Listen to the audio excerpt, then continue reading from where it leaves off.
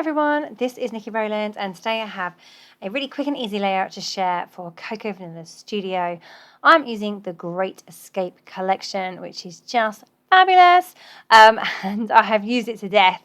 I'm just using up some last little bits really.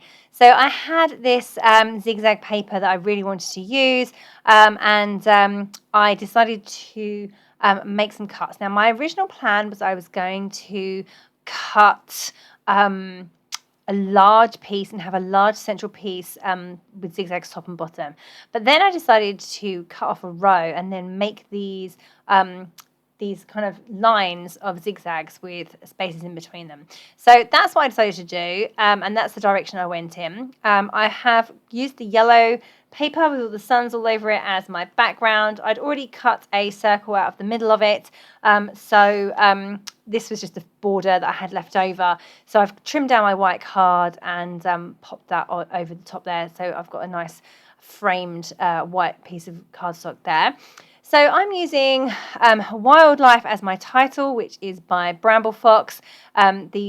She designed a collection of perspective titles to basically go with the Great Escape collection, which was really, really cool.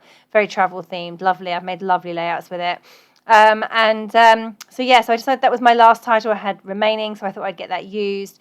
And then I picked out some of the yellow and orange tones from the ephemera. Now I've also reached back to Heart and Home and pulled out some flowers in the right colourways to go with this, so like the oranges and the yellows. So I just pulled out some of those because everyone loves flowers, right? I do. I certainly do. They go with everything. I always use them on boy layouts as well, and travel layouts is no exception. So I just pulled out a few that worked with these colours, and then just use them as extra layers really.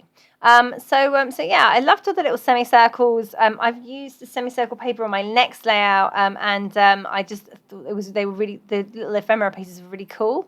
Anyway, I've managed to use them on here because they were the right colours, even though I have no other semicircles on the layout, and the semicircle paper doesn't feature here. It features on my next layout. Right, so I've skipped forward a little bit. I've cut out some of the flags, fussy cut from one of the papers. I've got one that says find yourself. It says get lost and find yourself.